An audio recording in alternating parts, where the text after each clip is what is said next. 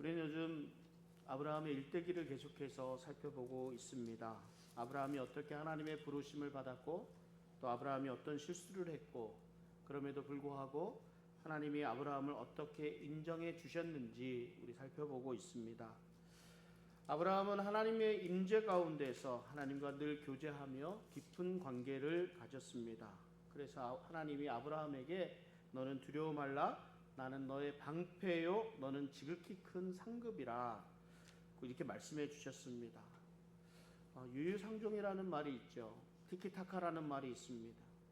늘 교제하며 깊은 관계를 가지면서 비슷한 종류의 사람들이 되면서 서로 호흡이 잘 맞아요. 그래서 아하면 어하고 어하면 아하고 이렇게 호흡이 잘 맞는 사람들을 좋은 관계를 말하기도 합니다. 아브라함과 하나님과의 관계를 보니까 이게 아주 잘 맞는 것 같아요. 아브라함을 하나님의 사람으로 하나님이 인도해 주셨고 하나님은 아브라함의 필요를 아셨습니다. 아브라함은 하나님의 말씀에 순종함으로 그 믿음을 드러냈고 이 관계가 하루아침에 이루어진 것이 아니죠. 아브라함은 실수와 실패를 거듭하면서 하나님께 더 가까이 나아가게 되었습니다. 하나님이 전능하신 하나님이심을 알게 되었습니다. 하나님은 아브라함이 약속의 말씀을 믿음으로 아브라함과 그의 후손까지 그의 후손의 하나님이심을 선포하시기까지 하셨습니다. 하나님과 아브라함과의 만남을 살펴보면서 하나님을 향한 우리의 자세가 어떠해야 될지 여러 가지를 생각해 보게 됩니다. 아브라함이 마므레 상수리 나무 아래에서 쉬고 있었습니다. 그런데 길손이 그 앞을 길손 셋이 집 앞으로 지나갑니다. 이 중동 땅에서는 한낮에 아무것도 하지 않는다고 합니다. 그늘에서 쉬어야만 합니다. 강한 떼약 곁에 여행을 하는 사람이 없습니다. 날이 뜨거움에도 갈 길을 재촉하고 있는 세 사람을 보게 됩니다. 아브라함이 이들에게 달려나가 영접합니다. 그리고 이렇게 말을 합니다. 창세기 18장 3절부터 5절까지 말씀입니다. 제가 읽어볼게요.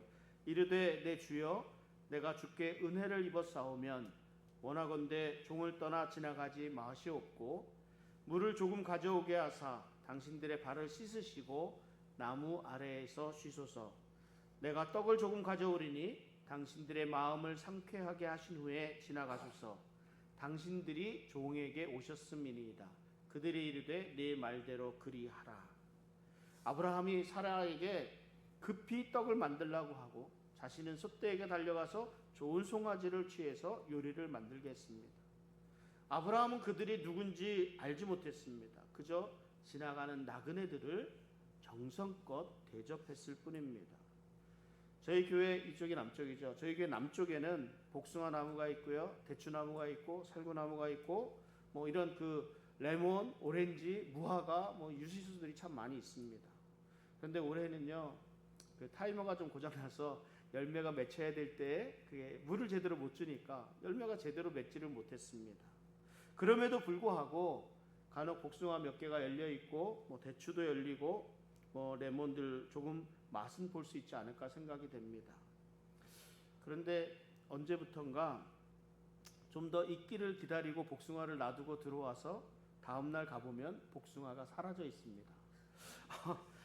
새가 먹으면 이게 좋은 흔적이라도 있는데 잘 익은 그거를 몰래 이렇게 보고 갔는데 다음날 오면 없어졌어요. 이상하다. 근데 어느 날 창밖을 보니까 지나가던 우리 노숙자가 그를 따갖고 아주 맛있게 이렇게 먹고 가더라고요. 그래도 참 다행이다 싶었습니다. 교회라고 왔는데 복숭아 같은 이렇게 먹을 것도 있고 목마름도 이렇게 좀 갈증도 해소하고 이렇게 가니까 얼마나 좋은지 모르겠습니다. 이스라엘 사람들은 그래서 추수할 때 그 포도원 수확을 하고 나면 그 길가에 있는 포도는 수확을 하지 않는다고 합니다. 그 배고픈 행인들이 지나가다가 포도를 따먹을 수 있도록 했다는 것이지요. 남을 위한 배려 아니겠습니까? 예수님은 소자 하나에게 냉수 한 그릇 대접하는 자가 받을 상급을 결코 잊어버리지 않겠다 이렇게 말씀하셨습니다. 바울은 손 대접하기를 힘쓰라 또 이렇게 권면하기도 합니다. 자꾸 하신 하영조 목사님이 설교하시는 내용을 잠깐 이렇게 기억을 해보면 예수님을 만나고 싶은 그 수도자의 이야기를 이렇게 간혹 이렇게 하십니다. 한 수도자가 평생 동안 예수님을 한번 직접 보기를 원했다고 합니다. 그래서 기도를 열심히 했습니다. 어느 날 꿈에 예수님이 나타나서 내일 너희 집 문 앞으로 찾아가겠다 이렇게 말씀하셨습니다. 수도사는 설레는 마음으로 주님을 기다렸습니다. 정작 문을 두드린 사람들은 굶주린 거지가 있었고 추위에 떨고 있던 노인이 있었고 그리고 길 잃은 아이 한 사람이 있었습니다. 수도사는 주님이 오셔야 되는데 그들을 맞이할 시간이 없어서 적당히 막 이렇게 해서 대충 쫓아내거나 소홀히 했다는 거지요. 결국 밤이 되도록 예수님이 오지 않으니까 수도사가 울부짖으며 주님 앞에 기도합니다. 그때 주님이 환상 중에 오셔서 이렇게 말씀하십니다. 내가 오늘 3번이나 네 문을 두드렸으나 너는 나를 알아보지 못하고 문전박대했다.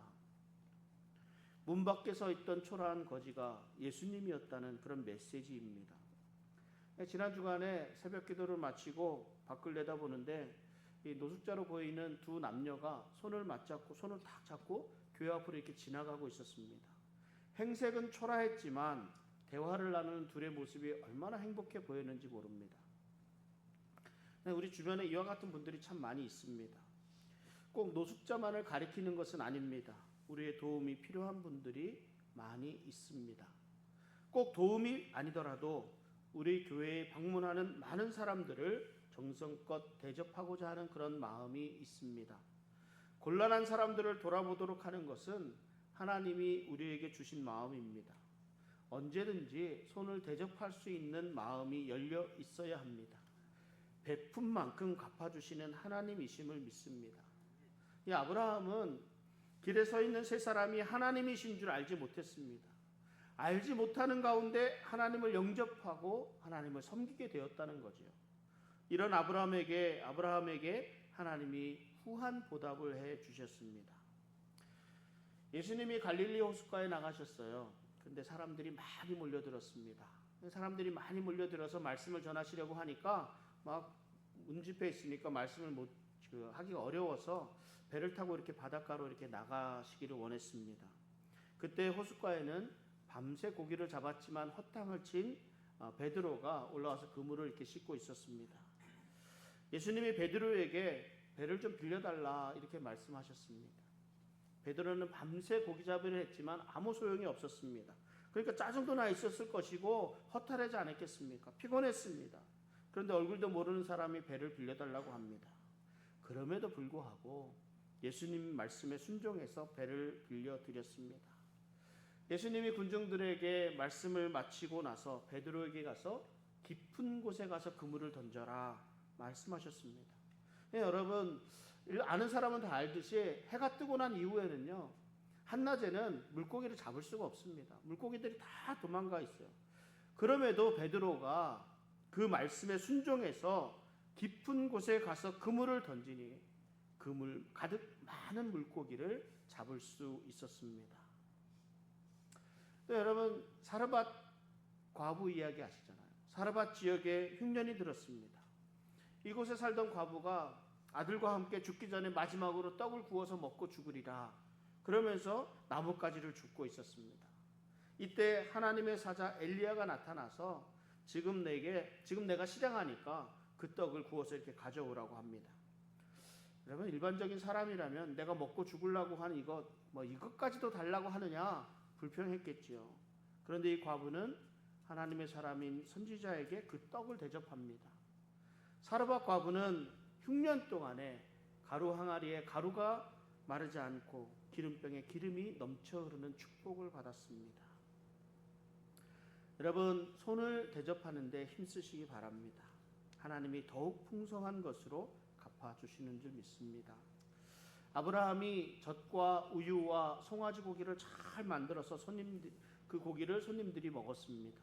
그리고 아브라함에게 내년 이맘때에 내 아내 사라에게 아들이 있으리라 이렇게 말씀합니다. 장막 뒤에서 이 얘기를 듣고 있던 사라가 웃었습니다. 그런데 웃을만하지 않습니까? 자기 나이가 이미 89세가 되었습니다. 생리도 끊겼습니다. 아브라함도 99세가 된 거죠. 자식을 낳을 수 있는 능력이 없습니다. 그런데 이 손님은 내년 이맘때 아기를 낳을 것이라고 말합니다. 웃을 수밖에 없습니다. 이때 하나님이 사라의 웃음에 이렇게 말씀하십니다. 창세기 18장 13절 14절인데 우리 같이 한번 읽어보겠습니다. 여호와께서 아브라함에게 이르시되 사라가 왜 웃으며 이르기를 내가 늙었거늘 어떻게 아들을 낳으리요 하느냐. 여호와께 능하지 못한 일이 있겠느냐.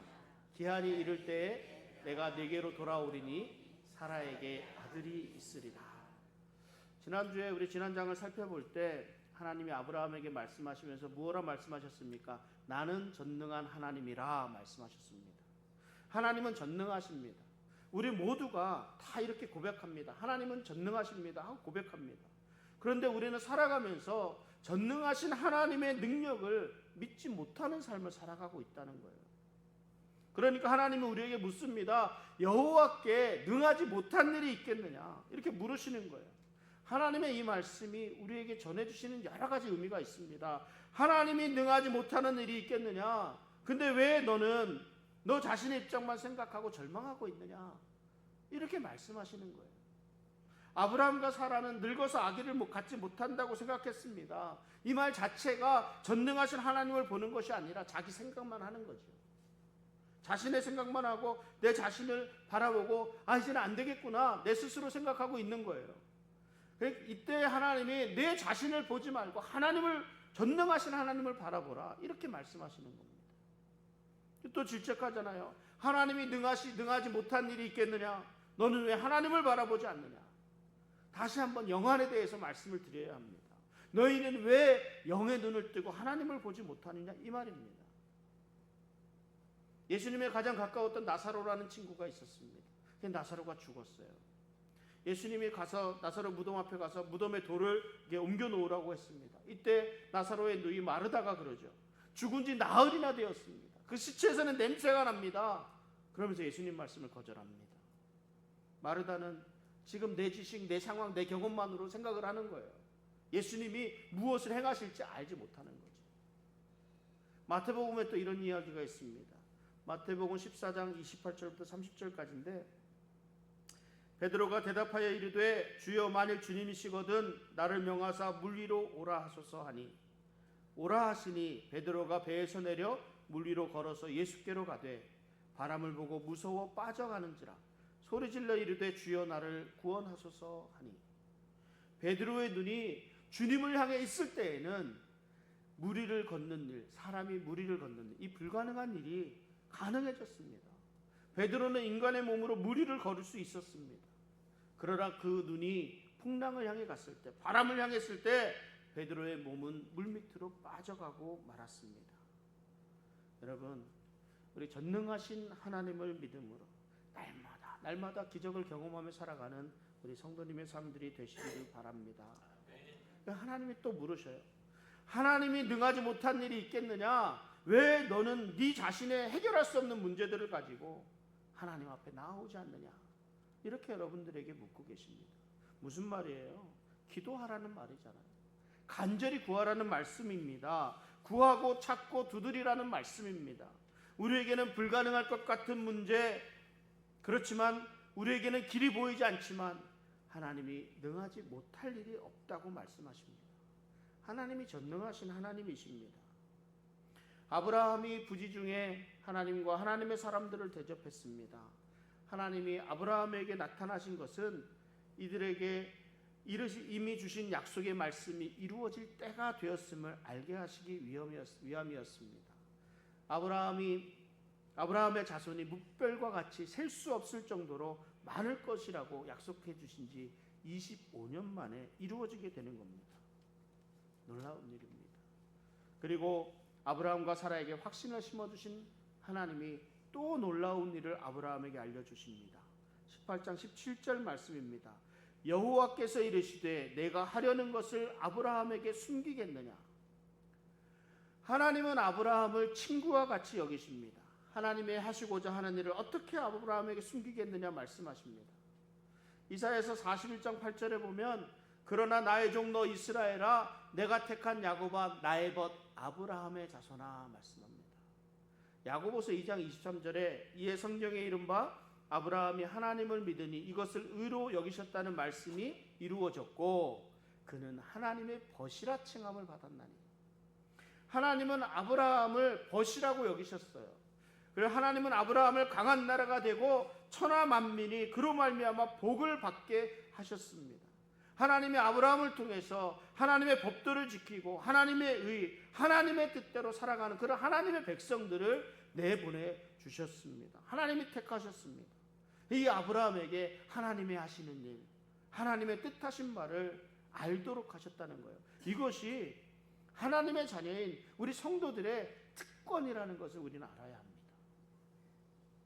고린도전서 2장 10절에요. 같이 한번 읽겠습니다. 고린도전서 2장 10절. 오직 하나님이 성령으로 이것을 우리에게 보이셨으니 성령은 모든 것 곧 하나님의 깊은 것까지도 통달하시느니라. 하나님이 성도들에게 성령을 주셨습니다. 성령께서 하시는 일은 우리로 하여금 하나님의 기쁘신 뜻을 알게 하시는 것이었습니다. 우리가 기도하는 것은요, 이 하나님의 기쁜 뜻을 깨달아 알고 그 뜻대로 순종하고자 하는 것이죠. 하나님이 아브라함에게 무엇을 알리고자 하셨습니까? 소돔과 고모라 성을 멸하려고 하신다라는 것을 알게 되었습니다. 하나님은 소돔과 고모라에 대한 부르짖음이 크고 죄악이 심히 중하니까 내가 내려가서 그 모든 진상을 살펴보고 심판하실 것이라 이렇게 말씀해 주셨습니다. 예수님도 제자들에게 너희는 나의 종이 아니라 친구라 이렇게 말씀하셨어요. 요한복음 15장 14절에 보면 너희는 내가 명하는 대로 행하면 곧 나의 친구라. 하나님은 우리를 그냥 단순한 종, 로봇처럼 움직이는 어떤 기계 이렇게 여기지 않으신 거예요. 하나님은 우리를 동역자로 여기셨습니다. 그리고 하나님께서 우리도록 일하게 하시고 하나님께서 하시고자 하시는 비밀을 알려주셨습니다. 그 비밀을 알고 일하도록 하시는 거죠. 하나님의 뜻대로 순종하는 삶을 통해서 하나님의 축복 아래 거하는 우리 성도님들의 삶 되시기를 바랍니다. 오늘 본문 읽은 18장 22절에 보면 그 사람들이 거기서 떠나 소돔으로 향하여 가고 아브라함은 여호와 앞에 그대로 섰더니 말씀합니다. 그러니까 아브라함이 하나님이 하시고자 하는 일이 무엇인지를 이제 알게 되었습니다. 그때 하나님의 사자들은 소돔을 향해 떠나가고 아브라함은 하나님 앞에 그대로 서 있었다고 말씀합니다. 그 소식을 들은 아브라함이 하나님 앞에서 엎드립니다. 바로 기도합니다. 아브라함은 하나님이 소돔성을 멸하시겠다고 하니까 두려웠습니다. 피부칠하고는 하나밖에 없는 조카 롯이 사는 곳입니다. 하나님이 그곳을 심판하시겠다고 하니까 아브라함이 하나님께 기도합니다. 지금 아브라함은 아무것도 보이는 것이 없습니다. 들리는 것이 없습니다. 아들을 주시겠다 하는 것까지도 아무것도 들리지가 않습니다. 다만 소돔성을 심판하시겠다고 하니까 그곳에 살고 있는 롯이라는 조카가 생각나지 않겠습니까? 하나님 앞에 바로 기도하는 거예요. 소돔성이요, 사해 남단에 있는 소알성 근처에 있었던 것으로 추정된다고 합니다. 소돔성이 극도로 타락했습니다. 인류 역사상 죄악의 도시, 그러면 소돔이에요. 죄악의 도시하면. 근데 이거 아세요? 롯이 이 땅을 선택할 때 소돔성은 아름다운 도시였습니다. 소돔성에는 물이 넉넉한 땅이었습니다. 롯이 요단들을 돌아볼 때 소알까지 온 땅에 물이 넉넉했습니다. 성경은 여호와의 동산 같았다 이렇게 표현합니다. 에덴 동산처럼 아름답고 여러 가지 과일이 있고 기름진 땅이었습니다. 물이 넉넉한 땅이었습니다. 이런 외적인 부유함을 가지고 내적인 죄를 많이 저질러서 하나님의 심판을 받게 되었습니다. 어느 정도 타락했을까요? 이거는 다음 주에 남색이라는 말이 있잖아요. 남색을 가리키는 말이 소돔이라는 말에서 유래했습니다. 그러니까 동물들과 교접하는 그런 성적인 문란한 이런 모습들이 다 소돔이라는 그런 말에서 비롯됐다는 거예요. 하나님의 심판이 소돔과 고모라 땅에 임할 것입니다. 그러니까 아브라함이 이 소식을 듣고 이 말씀을 듣고 하나님 앞에서 중보 기도를 하게 됩니다. 18장 23절에 보면 아브라함이 가까이 나아가 이르되 주께서 의인을 악인과 함께 멸하려 하시나이까 주께서 의인을 악인과 함께 멸하려 하시나이까 그 성 중에 의인 50이 있을지라도 그것을 멸하시고 그 의인 50으로 인하여 용서하지 아니하시리이다. 이렇게 기도합니다. 아브라함은요, 소돔과 고모라의 죄악을 누구보다 잘 알고 있었습니다. 심판을 받아 마땅하다 생각할 수 있습니다.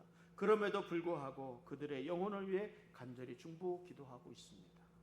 하나님이 그 성에 의인 50을 찾으면 그 온 성을 용서하시겠다 응답해 주셨습니다. 그런데 아브라함이 기도하면서 생각해 보니까 이 소돔성에서 의인 50을 찾기가 너무 많은 것 같습니다.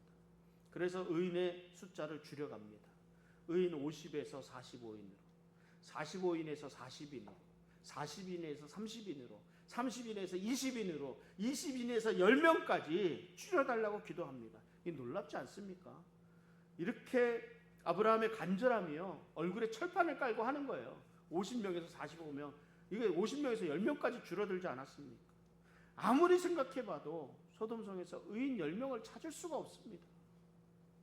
아브라함은 의인의 수를 줄일 때마다 내 주여 노하지 마소서, 내 주여 노하지 마옵소서 두렵고 떨리는 마음으로 구합니다. 양떼를 향한 목자의 마음으로 간절히 구하는 아브라함을 볼 수 있습니다. 소돔성 사람들이 아무리 죄가 크다 할지라도 지옥으로 떨어지는 그들의 영혼을 불쌍히 여기면서 회개할 기회를 갖도록 간절히 기도하고 있습니다.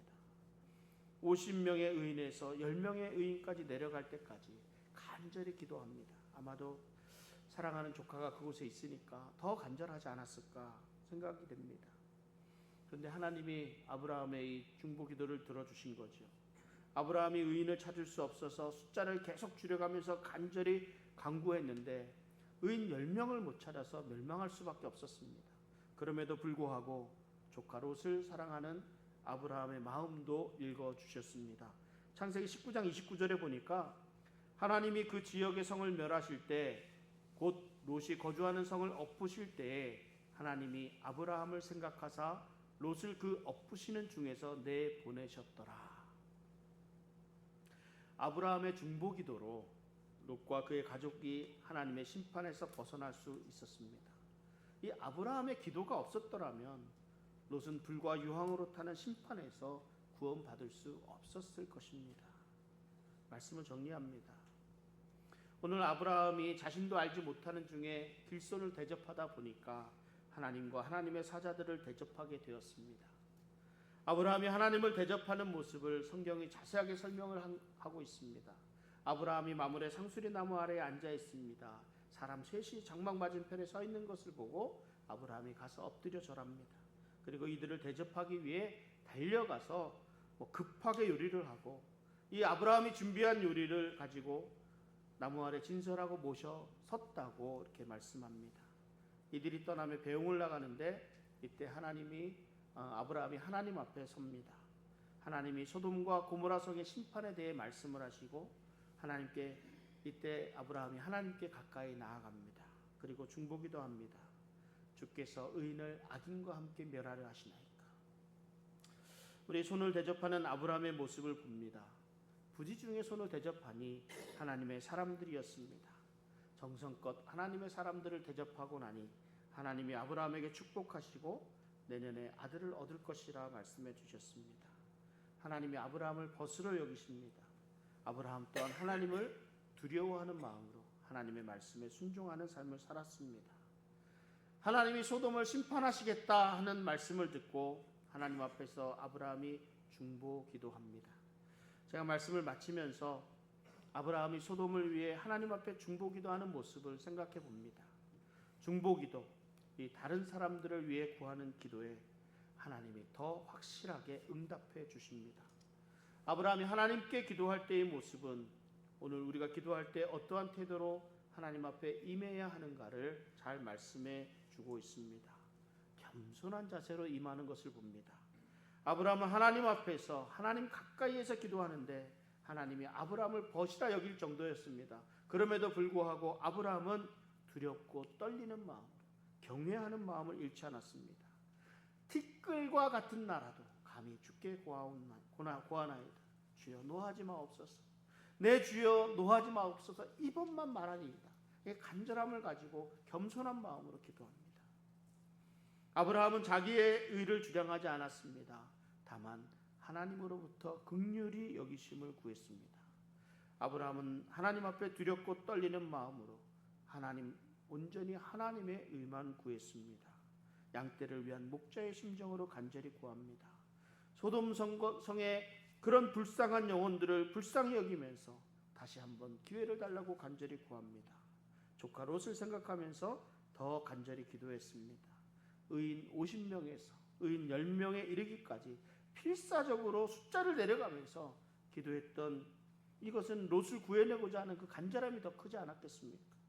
결국 하나님이 소돔을 심판하실 때 하나님이 아브라함을 기억하시고 롯을 구원해 주셨습니다. 하나님이 아브라함의 중보 기도를 들어주셨습니다. 아브라함의 중보 기도가 없었더라면 롯은 소돔의 멸망 가운데 함께 있었을 것입니다. 우리의 중보 기도가 우리 눈에 보이지 않을 수 있습니다. 그 결과를 알 수 없을 수도 있습니다. 그래서 중보 기도를 왜 하느냐? 그 필요성을 의심할 수도 있습니다. 그러나 롯의 경우를 생각해 봐야 합니다. 아브라함의 중보 기도로 말미암아 죽을 수밖에 없는 한 생명이 구원을 받았습니다. 이스라엘이 애굽에서 벗어나서 가나안 땅에 들어갈 때 처음 한 전쟁이 아말렉 전쟁입니다. 아말렉과의 전쟁할 때 여호수아는 아말렉과 싸우러 벌판으로 나가고 모세는 아론과 훌과 함께 산 위로 올라갑니다. 그리고 중보기도 합니다. 모세의 손이 올라가면 이스라엘이 이기고 모세의 손이 내려가면 아말렉이 이겼습니다. 모세가 하루 종일 손을 들고 있었습니다. 손을 들고 있다는 것은 하나님께 기도하였다는 것이죠. 중보기도의 힘은 전쟁을 승리로 이끄는 능력이 있습니다. 우리 성도님들이 중보기도의 매력에 흠뻑 빠졌으면 좋겠습니다. 간혹 많은 사람들이 오랜 시간 동안 기도하면서 지치는 것을 봅니다. 가족의 구원을 놓고 기도합니다. 내 자신의 미래를 놓고 기도합니다. 그렇지만 응답이 되질 않습니다. 실망해서 지치고 포기하기도 합니다. 그런데 하나님은 우리의 기도를 절대 그냥 놓아두지 않으십니다. 반드시 우리의 중보 기도를 들어주십니다. 야고보는 의인의 간구는 역사하는 힘이 크다고 말씀합니다. 우리 교회에 이렇게 기도하는 성도님들이 많이 계시는 줄 압니다. 매일 새벽에 교회를 위해서, 성도님들을 위해서 중보 기도합니다. 매 주일 아침마다 주일을 위해서, 예배를 위해서, 교회를 위해서 중보 기도합니다. 큐티를 할 때마다, 개인적으로 큐티를 할 때마다 또 중보하며 기도합니다. 정기적인 기도 시간에 중보하며 기도합니다. 우리의 중보 기도가 우리의 가정을 살립니다. 우리의 중보 기도가 교회의 부흥을 가져옵니다. 우리의 중보 기도가 사역자들에게 새 힘을 얻게 하고 사역을 감당하게 하는 줄을 믿습니다. 하나님 앞에서 우리는 하나님의 약속의 말씀을 믿고 순종해야 합니다. 하나님 앞에서 우리는 하나님의 비밀을 맡은 자로 중보하며 기도해야 합니다. 기도의 능력이 사랑하는 우리 성도님들의 삶과 가정, 교회 가운데 크게 나타날 수 있기를 주님의 이름으로 축원합니다. 우리 시간 같이 좀 기도하겠습니다.